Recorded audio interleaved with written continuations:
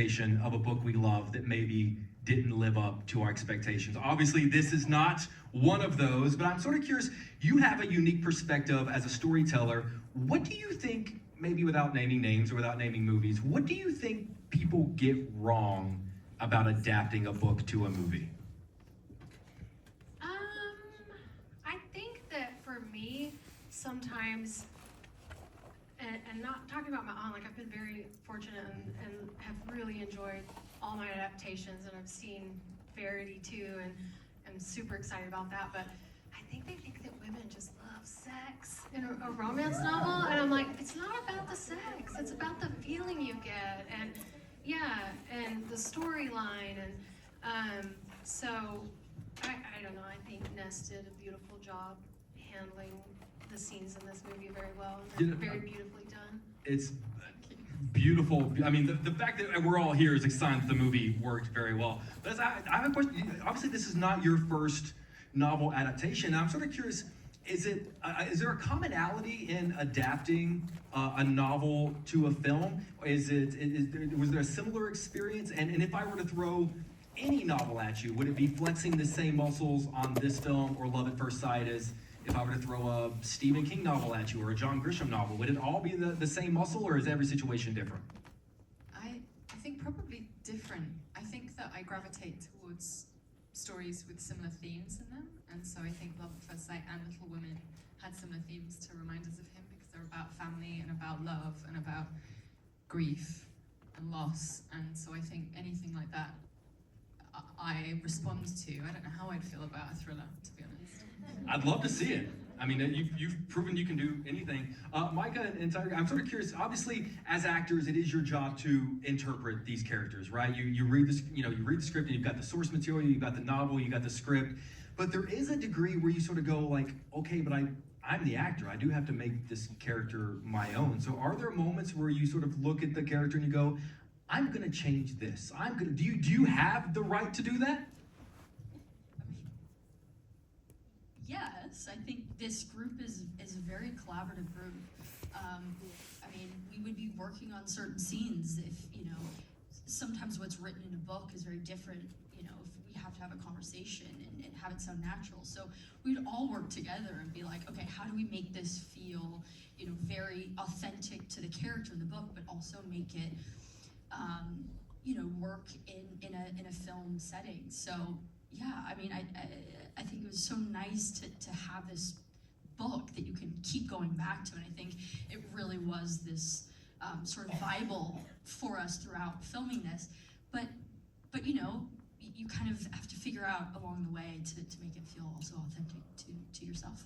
Yeah, and going on that, I think I will never be what people imagined in the book, and I think that was a hard part for me because... Why do you say that? Because he had this... He said in the book, there's this long wavy hair, there's this beard, this mustache, and I think that was the hardest part for me to get that beard going. It's only the long wavy hair. That's the only thing in the book that doesn't But yeah, I think that's a testament to Colleen and Vanessa. They wanted us to make it our own, and I think a big part of why I was able to get this part was I brought myself to the character, my own pain, my own joy.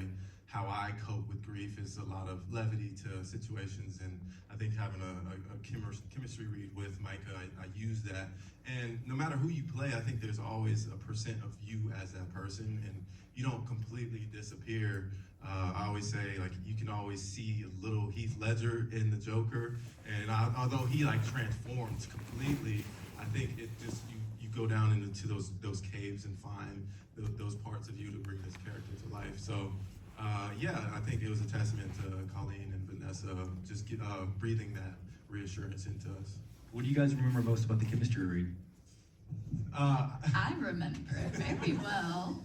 I remember I was moving into a new house and I'm sitting on the bathroom floors of the Zoom. You're sitting on the toilet or in the bathroom. So you have to have chemistry with someone via Zoom in the bathroom. Yes, that's how. Tyriq, well done, sir. Amazing. And then it's funny because you live 2 minutes from me, and if we would have known each other, we could have went to the house and did it on Zoom together. But yeah, I think that's what I remember most, where this person's just sitting in the tub. It looked like you were in the tub. by the way, with clothes, by the way. It was the best Wi-Fi. And Vanessa, she's she's in love with the love of this film, and she wants us to connect on like a spiritual level. And she introduced us like it was a blind date. She was like, yeah, so share a little bit about your story. and then we just started going over like things we've been through, and then from there, that's when it was magic. So yeah. Vanessa, what is the difference between a good chemistry read and a bad chemistry read? Oh wow! I mean, a bad chemistry read's just completely wooden, and there's just no spark at all. How long does it take before you go, all right, we're good, thank you, wrap that up? Give it a chance. Yeah, give it a chance. Colleen, obviously, I think so many of us are so appreciative that you co-wrote the screenplay because it makes it genuinely feel true to the novel. If someone else had come in and someone else had adapted it themselves and you had no part in writing the screenplay, what do you think they would have missed? What would they have gotten wrong if you hadn't been a part of the adaptation? That's hard to say because I don't even know if we got it wrong. We'll see when it comes out, but we love it. I honestly, I don't know. This was the first script that I worked on, and it was a learning experience, and I really enjoyed it, but it was so different from writing a book. So different, and it was more just like, okay, what do you chop? What do you chop away that you built? And I don't know how anyone else would have done it different because you would just have to go through that to see. But I was surprised to hear you just told me that you were the one that was advocating for lose this scene, we can cut this, I'm gonna cut that. Like, I would have thought you would have been, not in favor, what do they call it, like killing your babies, like preserving everything. You were the one saying kill it. I just understand it, I think, because I've always been a huge fan of film, and I have such bad ADD that we would go and read scripts instead of watch the movie, especially during like Academy Award time. Like, I'd want to see all of them and didn't have time, so I would read the script. And so I understand that it's never going to be the same as the book, Sure. and you have to go in and cut. And so I went into it knowing that and already having kind of an idea of which scenes were my favorite and which ones I could live without. And it was interesting co-writing because sometimes we had different thoughts on which things should stay. And that's where Ness came in and added her touch. I love that. It kind of feels like it is sort of this communal sort of group effort. The book obviously sort of has these alternating perspectives between Kenna and between Ledger. And obviously I'd imagine the Ledger chapters are very valuable for you and the Kenna chapters are valuable for you. But did you find value in each other's chapters? Like, were you able to go to Ledger's and see things that could help you out? Yeah, I mean, of course. I think you learn a lot. Through both perspectives, because also, you're able to sort of view yourself through his eyes, which is such a gift that you don't always get. So it's kind of, it's very interesting to have that. I don't know how you felt. Yeah, I definitely agree. It's good to have, but sometimes bad to have, because in a scene where I'm not supposed to know fully what she's going through, and I think there's so many, her grief is in a different dimension because she's grieving the father of her child. She's grieving her child, the 5 years she never got to raise her kid. And I think hearing that or reading that in her chapters just made me be able to empathize or sympathize even more. I think there's always value, but there's a limit to what I would do depending on the chapter or the scene we were shooting, because you shoot out of order, so it's a lot of tracking this, and Ledger in the book loves to. Hello? Oh, there we go. Ledger in the book loves to point. You got to keep those details going, but then you as long as you track those details, but also I think there's something that you don't know as a character when you first meet Kenna as Ledger, and so I think it helped me later on after he starts understanding what she's been through. Right.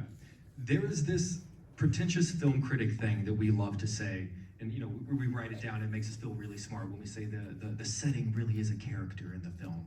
Half of us don't really know what it means, but it sounds really good. But I did write it down while watching this film, and then when the movie was over, I realized I don't think they ever actually say where it is. And correct me if I'm wrong, the novel doesn't say where it is. And I'm just sort of curious how you approached it as a filmmaker and how you approached it as a writer, specifically, not ever saying where this movie takes place? Yeah, I remember writing the book, and my editor at the end of it wanted to know where it was, and I threw a town name, and this was after I wrote the book, and then didn't like that I named it because I had gone so long just imagining it everywhere that I ended up pulling it back out of the book, and I was like, I don't want to say where it is, and but in my head it was always Laramie, and then that carried over into the film. But the setting being a character, I mean, come on, it was just so beautiful where we shot it, and Nessa's vision, I mean, I couldn't believe how much went into it from the viewpoint of a director, into just, you know, timing everything with like, hopefully there's a sunset this day, hopefully we're gonna get this color in the sky this day. Yeah, it was stuff I would have never thought of, and it just turned out beautiful despite the lack of sunsets. Well, Vanessa, I could ask, as someone who, you know, I watch these movies, and whenever I see a beautiful shot with a beautiful sky, or whatever the case may be, my first thought was the drama that had to go on behind the scenes, yelling, screaming, guys, move, we gotta get over here, we're losing daylight. Like, for every one of those beautiful shots, how much yelling went into every single one of them? No yelling. No yelling. No yelling. Not Vanessa. Urgency. Not I don't Vanessa. like to yell. Urgency. Lots of urgency. Sure. Lots of That's a stress. better word for it, yes. We part of the reason we went to Alberta was because we were told that we would get 3 hours of magic hour every day, and that did not happen. How much did you get?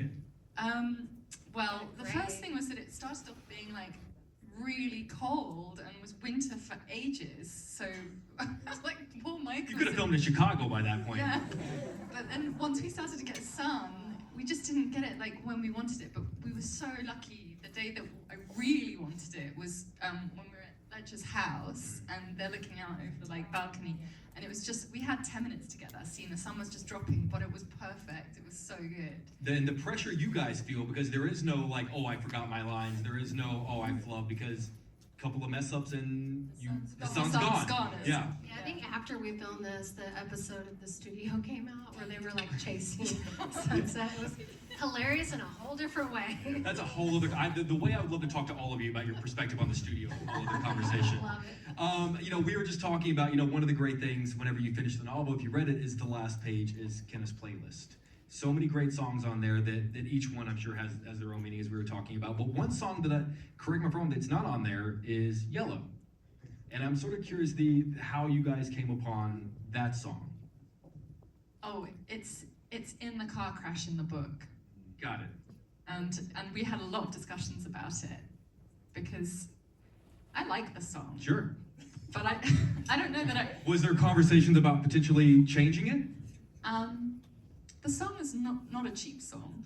Sure. That's another thing. Whenever it comes to song rights, that can double, triple, quadruple a budget Yeah, of but any movie. when I read the book, and it's so like in this car crash scene, it's so part of the scene. I think that fans of the book would be very disappointed not to have it there. So that's kind of why it's there. Whenever someone wants Coldplay for their movie, who is the first person you call? Finance, yeah. Please, can we have Coldplay money? Coldplay money is different than Hootie and the Blowfish money. It's completely different budget. You know, if you know sort of the end of the novel and maybe one of the last letters that Kenneth writes, it goes a little bit further beyond where the film does, which it is kind of interesting it almost feels like if you've read the book, you get a little bit of a bonus, you know. And I'm sort of curious for each of you as actors, as a director, as a writer, how much do you guys actually think about what happens to your characters after the credits start to roll? Is it something that you do think about it? Oh yeah, I definitely think about it, but I really don't want to spoon feed the audience that at Sure. all. But I definitely think about it. And that last letter in the book made me weep. I think it's so beautiful, but it felt like if we added it, it would have been really cringe. Yeah, because in the book, if you haven't read the book, is it 2 years later? Something like that. Something like that. And so you get a little insight as to Ken and Ledger's relationship. But I think as an actor, I want to say I think of like when I read a script, maybe, but I think when I detach from a movie, I rap, I'm so, like, I have to grieve that character that I distance myself from Legend for my mental health. Sure. But yeah, when I read a script, it's going in and out. When I read a script, I think I before and after.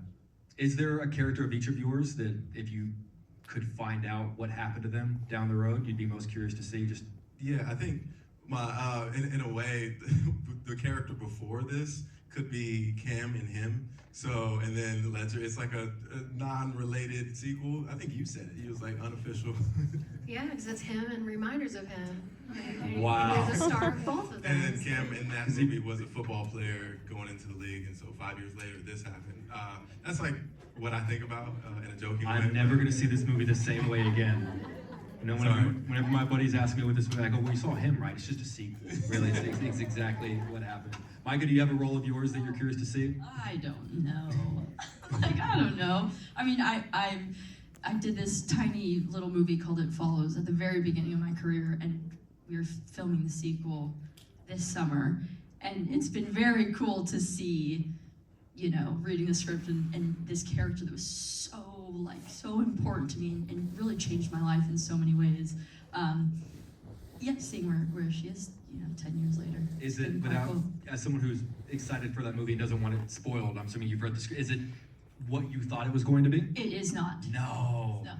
It's I think it'll, it's incredible. Yeah, it's All right, it's I'm gonna be excited. great. I'm Yeah, excited. yeah. I want to talk about the scene with the young actor Zoe, and Micah, your scene.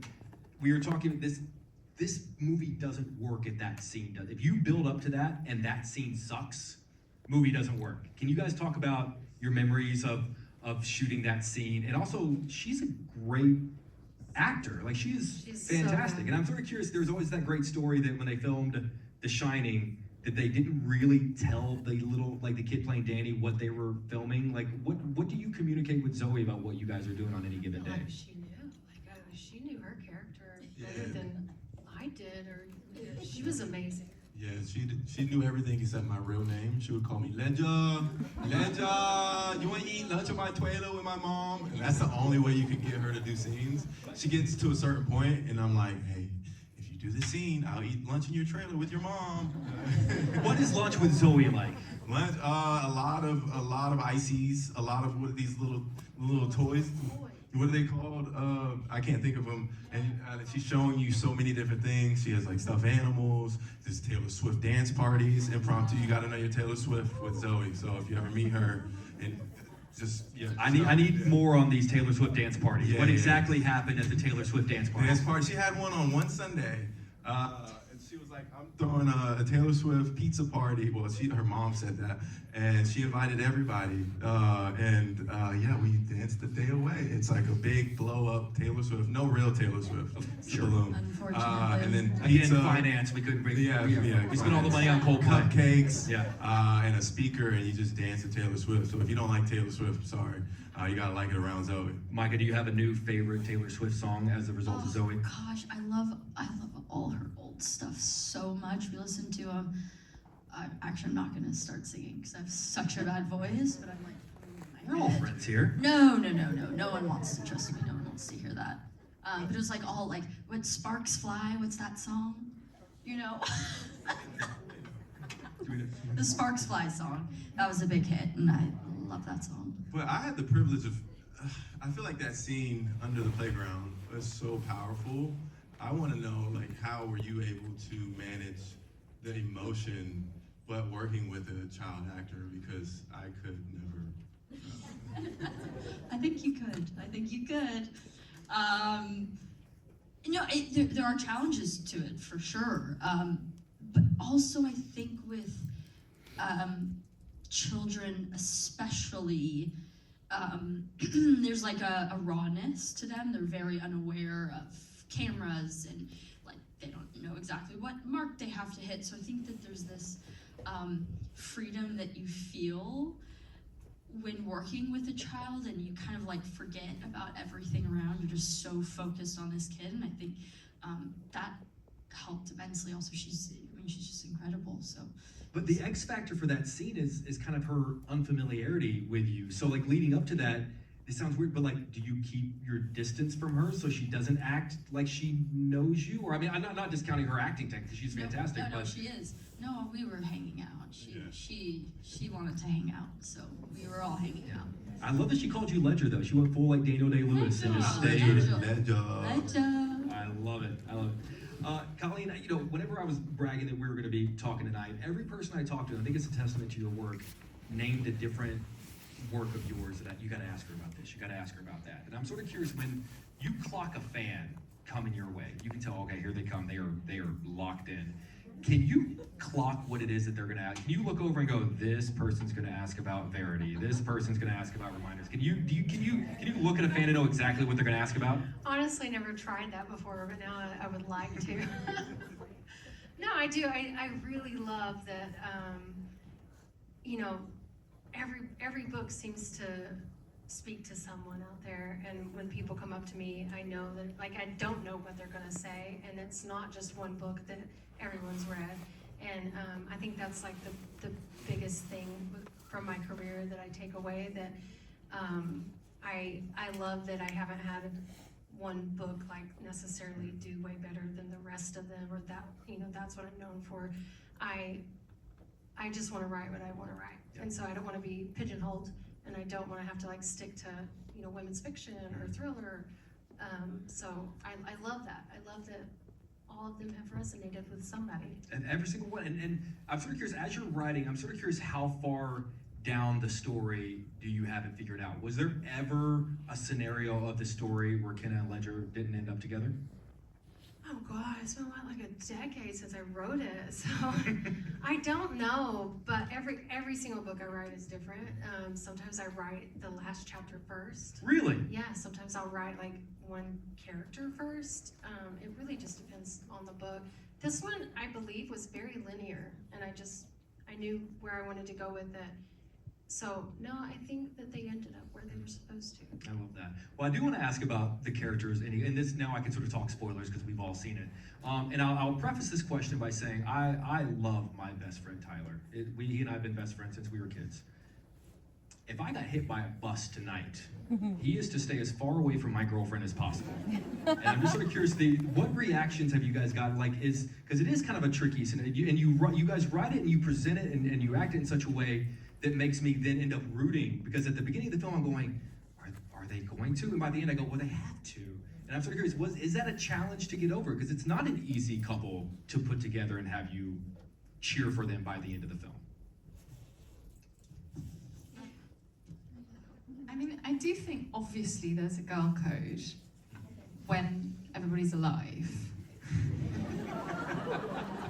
But I think in this instant, actually, you know, there's this like magnetic attraction between Ledger and Kenna right at the very beginning, and possibly that is just a physical thing, but there's also the possibility that there's a subconscious knowing that they're actually carrying the same grief or the same pain, and there's something about the mirroring and seeing the other that's not spoken that draws them towards each other.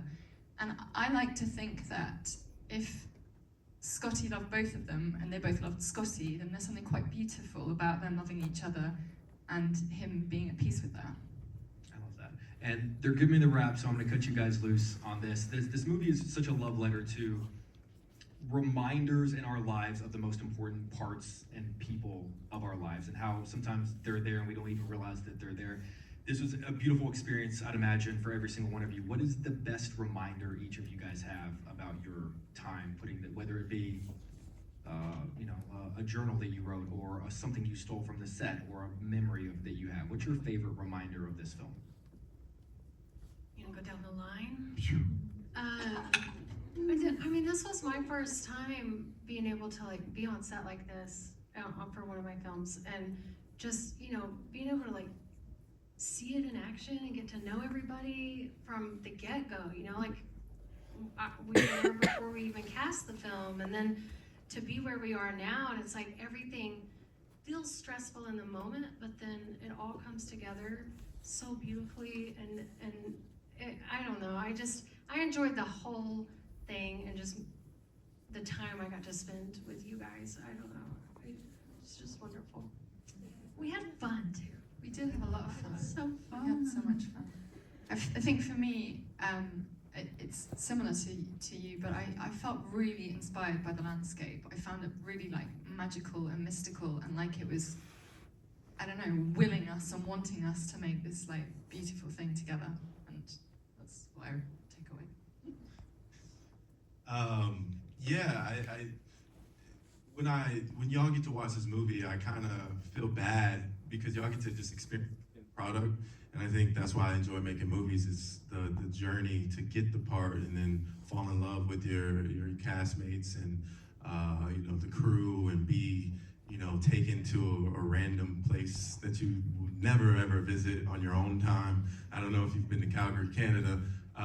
That's not a place where I'm like, that's my dream vacation. No tea, no shade. Entire audience is from to Calgary. But yeah, it's the tears walking into rehearsal with Vanessa and me challenging her on the "this is bro code." I don't understand, and her being like, no, it's the ultimate act of love, and changing my perspective to growing as a human, as Tyriq, and now I'm like able to separate my ego and my spirit, and know that like there's a spiritual dimension to this movie where Scotty just wants us both to be safe and feel loved, and and I think there's a lot of sadness in this movie, but I think it taught me a lot about grief, where grief is the deep pits of laughter too, and I think the people I've lost in my life, they have the best memories in my head of the funniest jokes, and don't let Colleen fool you. She's the comedian on set, and that was needed, and it was just fun. We made TikToks, we danced, we celebrated Maika's birthday. Her family came into town, and I think just the in-betweens is the best reminders for this film. All right, Maika, bring us home. Bring us home. I've done a decent amount of movies and been on a lot of sets, and on sets you meet a lot of people and a lot of incredible, amazing people, but not always do you meet like lifelong friends. And on this project, I am like quite literally bringing people with me who will stay with me, I think, for the rest of my life, and that's pretty lucky. It's a beautiful note to end on. Guys, give it up for him. Thank you guys so much. Thank you. Thank you for coming to Chicago. We appreciate you. Congratulations, guys. Thank y'all for coming. Thank you.